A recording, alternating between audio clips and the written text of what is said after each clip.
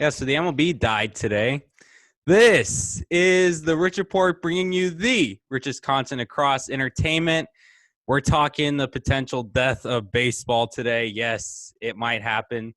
My name is Cameron Richardson. Welcome back to the channel. Joining me today to discuss the new happenings with Major League Baseball, David Church and Johnny Crane. Gentlemen, how are you doing today?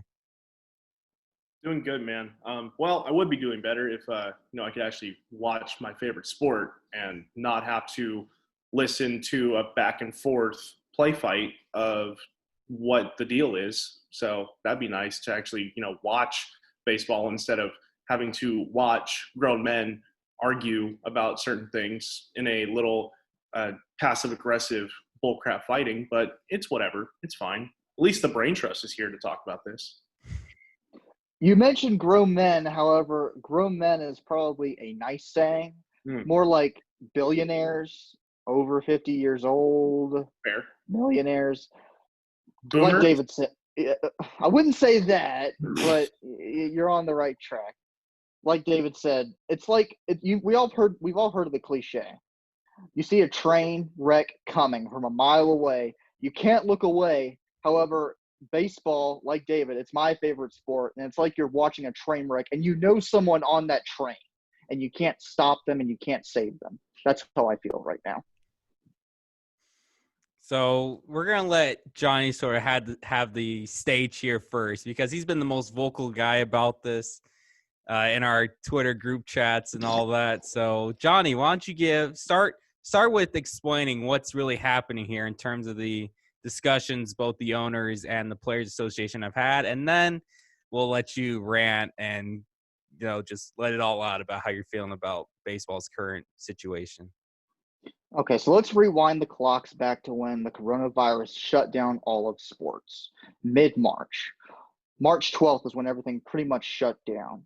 A couple weeks later, around late March, around March 26th and that range, the players and the owners decided on a prorated salary. So whenever the games would come back, the players will be paid based off a prorated base. Now, what a prorated salary means is that you will get paid for the games that you play. So, for example, if you play 50 games, the players will get paid for 50 games as they would in actuality. So they'll get paid for the 50 out of 162 games, that sort of thing. So they agreed on a prorated deal, 100%. They agreed on that. A couple months roll by, and eventually, now that stuff is starting to open up again, negotiations began on how many games should be played, how should the postseason be formatted, etc. The players, going back to that late March agreement, they wanted to do initially 113 games, full prorated salary for those 113 games plus the postseason. Now, going against the players here, that might seem too far-fetched, like they were shooting for the moon too much, but that's what negotiations are. You always want to aim for the highest and then work your way down. The owners, on the other hand, they wanted to do something far less. They wanted to do around 40 to 50 games. And the prorated salary they were willing to pay for that was around 70%. So for those 40 to 50 games, instead of the full 100% you get paid for, you get paid 70% of that instead. And the players, they didn't like that because they saw it as a going against the agreement that they agreed to in late March. So fast forward a little bit, they've gone back and forth on the games, and practically several times, 3 to 4 times, the owners have brought the players the same exact offer, just in different clothing. The games might be a little bit more, the games might be a little bit less, but the prorated salary is still in that 70% range, not the full 100%, which is what the players want. And now, fast forward to this week, today, yesterday, over the weekend, the players got the offer from the owners, which was practically the same thing that I already mentioned, the 40 to 50 game range for 70%. And the players sent it back, and they were cutting off an offer. They weren't going to give the owners an offer. They were too fed up. They were too frustrated. They practically told the owners, the ball is at your court. Figure it out. Just tell me when we need to go train for the games. And now Rob Manfred came out today. And keep in mind, Rob Manfred came out a few days ago saying, practically verbatim, baseball is going to be back 100%. He said that. Those are his quotes. Those are his words. And now today he said, practically because the players are no longer talking, the baseball might not be happening now. So within a span of a few days, baseball has gone from practically it's going to happen 100% to it might not happen at all. And hence, that's where we're at now.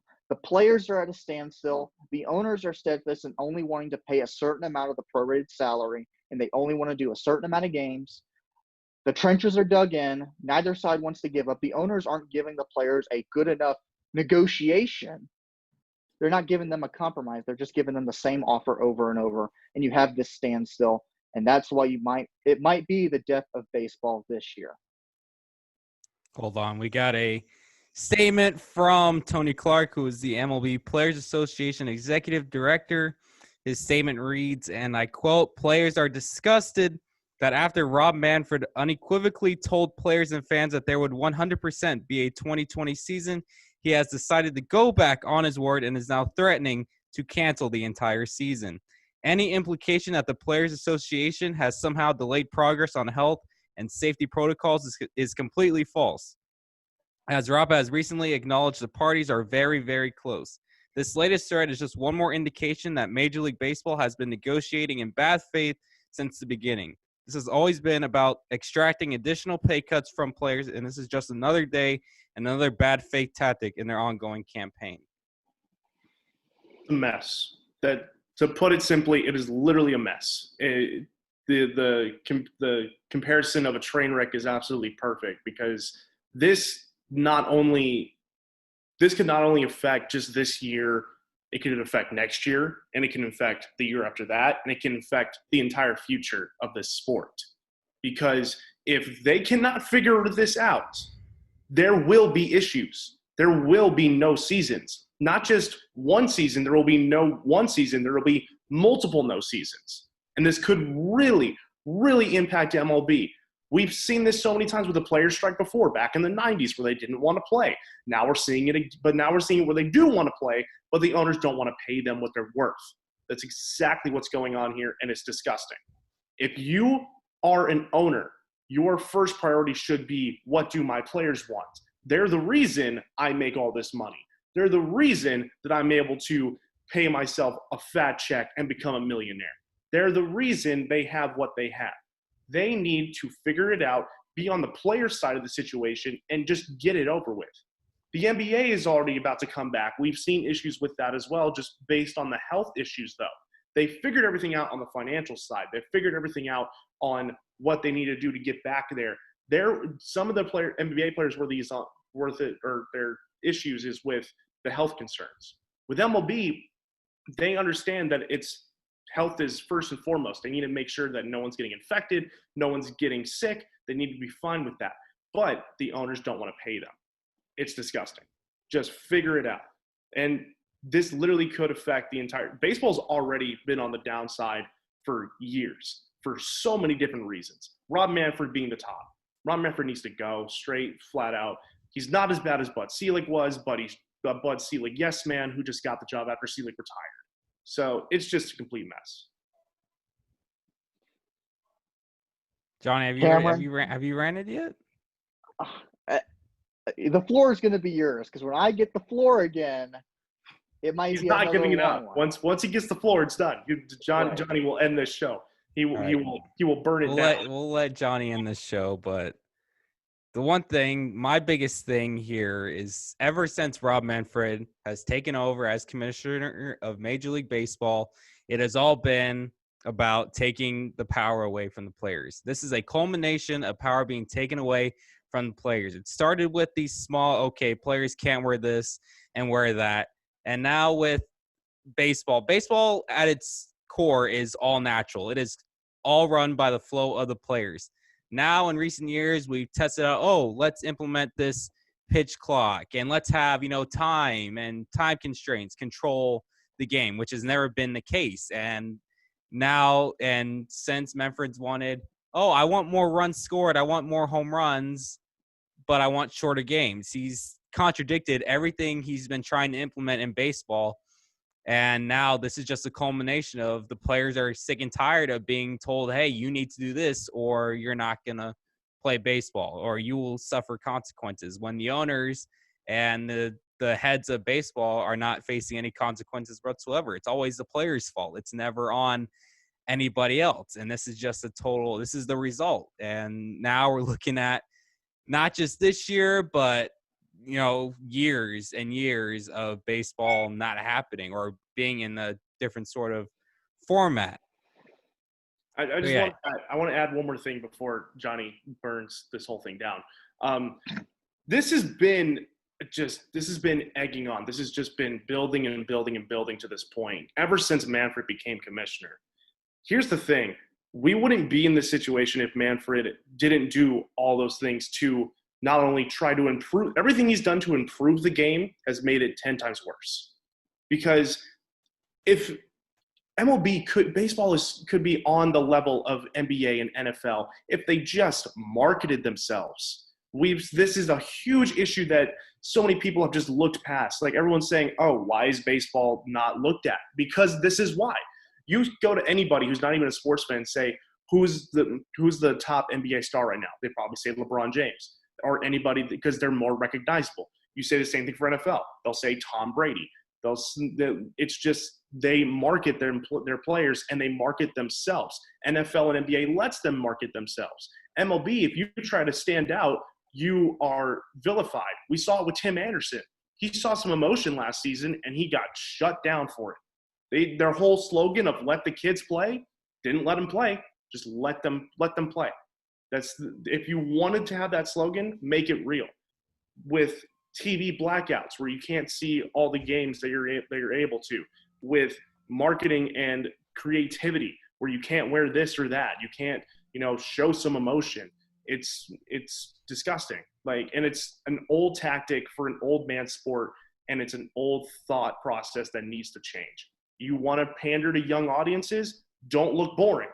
And it's hard to say don't look boring when it's baseball, and baseball is boring to some people. Find a way to make it fun, and also find a way to make the players fun. If you go to anybody who's not a sports fan and you say, who's the best baseball player right now, they would have no idea. If you show them Mike Trout, they're going to say, who is that? They have no idea. Market themselves. This is an issue that just goes above all these problems that are already going on. So now it literally could be the death of baseball, straight up. Johnny, go ahead and burn everything down for us, please. There's so many angles to go with this, and both of y'all practically hit it on the head. When you look at the owners are practically holding this up, and it's pretty much unanimous that everybody's going against the owners. The owners have been the issue in this, not the players. However, the stubbornness of the owners might not be as bad as the complacency of the commissioner. As y'all stated, Rob Manfred, since he's taken over the helm, he has done a lot of different things that have not really worked. He's done a lot of things that he hasn't added to some areas, like live streaming, like marketing, and he's ignored other issues such as this. He let stuff like this fester over time. Every single time a new CBA is announced, every single time new negotiations for a CBA are coming up, I always get that sinking feeling in my stomach. The owners aren't going to agree. The players aren't going to agree, and the commissioner's not going to do anything about it. And that's the key thing here. The commissioner, in my eyes, he's let this entire issue of trying to get a season on its feet. He's let it fester. We have now been in lockdown practically for over 3+ months. And while the NHL is coming back, the NBA, even though they have issues with health concerns, at least they figured something out. They have some sort of a season structure. They have some sort of a postseason structure. Now they're working out the nicks and crannies. What are we going to do if a health concern happens? They at least have some foundation. Baseball doesn't have that foundation yet because they're still arguing and bickering over how many games should be played and how much should be paid during those games. And the commissioner in this entire time, reading between the lines from how I see it, is that he's taken the side of the owners and he's not looking at the insight of the players that are actually going out onto the field and risking their health for the betterment of the game. They're going out there to get the revenue to keep the sport on its feet. They're getting out there to support the fans. The players, at least, going back to my initial lecture on everything that has transpired, when the players told the owners, the ball's in your court, one of the things that really stood out to me in their statement is that we want to get back onto the field, not only because we love the game, but because the fans love the game. They're looking out for the fans, and the owners aren't really looking out for that, and the commissioner, Rob Manfred, is not looking out for that either. And when you add that to the fact that, yes, Rob Manfred has not modernized the game like the NFL has. If you say any average NFL fan, who's the star? Like you said, David, it's Tom Brady. Someone else will say Patrick Mahomes. Someone else will say J.J. Watt. When you look at the NBA, Curry, LeBron James, Russell Westbrook, etc. If you line up Javier Baez, Mike Trout, and Max Scherzer together, do you think the average fan can name all three? No. Marketing, it's been terrible. Live streaming, what year is it, gentlemen? It's 2020, and we still have blackout problems? We still have live streaming problems? But no, instead of fixing that, instead of modernizing the game to fit the modern way of how life is, a lot of people today don't sit down at a TV. But what do they have? They have an iPhone, they have an iPad, or they have a computer. And on all three devices, you can live stream games, but they can't because that live streaming software is not available. And if it is available, it's blacked out. But instead of fixing that, we want to put runners on second base to start extra innings. We want to shorten the game, but we want to score more runs. It goes against the game. Baseball is unique in the fact that there's no clock. There's no defined clock. Pitch clock, there are issues with it, but I can at least get behind it as you want to speed up the game. I can get behind that to a degree. But when you want to change the fabric of the game and put an automatic runner on second, etc., Rob Manfred, why do you want to change the foundation when the foundation is already perfect as it is? When you add it all together, when you brew it all together, Rob Manfred has not only made the wrong steps, he's ignored the wrong signs, and most importantly, he's been complacent at the big controversies that baseball has been in between the owners and the players.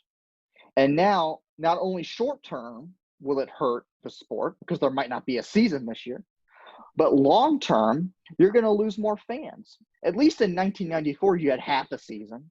We saw Tony Gwynn potentially hit 400. The Montreal Expos were really good. At least we got something.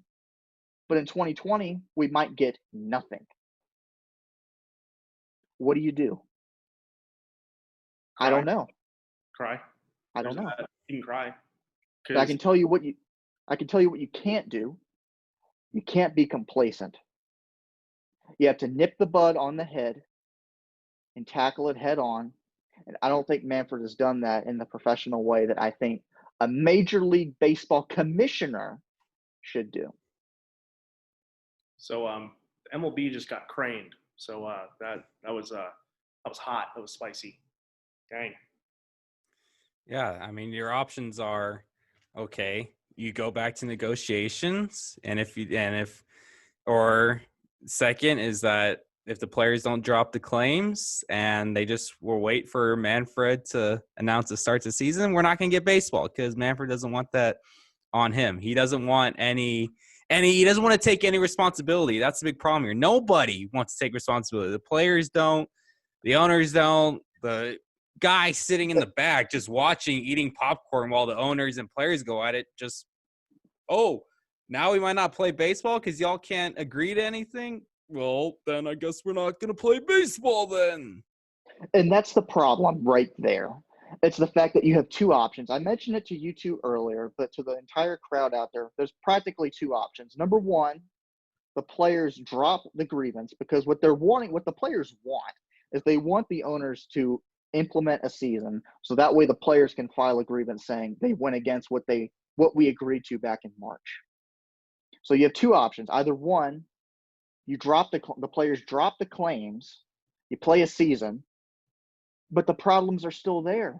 The relationship is still fractured. The relationship is still soured between the owners and the players. Nothing has changed long term. Short term, you might have some money coming in. Short term, you might have games being played. Short term, you might have fans tuning in. But long term, the issues still remain. So either you do the short term, you let the status quo remain as is, or you do a more riskier option, which could potentially backfire, but also could potentially better a lot of things. Long term, what you could do, file a grievance, take it to the courts, bring all the evidence to the table, hope that the courts go in the player's favor, get Manfred out, and hopefully with a new regime change, the players and the owners get like that. They get a lot closer, they get a lot friendlier, they're more compatible to each other, they're more understanding of each other. And then they can work out the live streaming issues, the marketing issues. But you can't do any of that with the owners and the players locking heads with each other. So what do? Keep the status quo, or long term, do you try to fix the entire fabric of the sport at the top? See, that plan sounds great, but you need to add one more thing, and that's disband the Dodgers from contention from everything. Why not the actual cheaters in the Houston Astros and the New York Yankees, huh? Well, they're already canceled, so it's fine. Like, just don't tell Yankees fans that the Yankees are canceled, because they'll just throw 27 rings in your face. That's true. We'll leave our social medias in the description in the box. Any last words, gentlemen? Be sure to, if you like what we're doing here, you want more, hit that subscribe button. Why don't you? You're already here. Might as well. Leave us a like. We like those things. So why don't you just subscribe? Be cool. I don't know, maybe subscribe. Like, that's cool. Give us a like, give us a share, give us a subscription. And baseball, I gave the fans 3 things to do. Baseball, I'm going to give you 3 words to live by. Figure it out. It's fair. That's the best way to end it. Thanks for watching, and we will see you in the next video.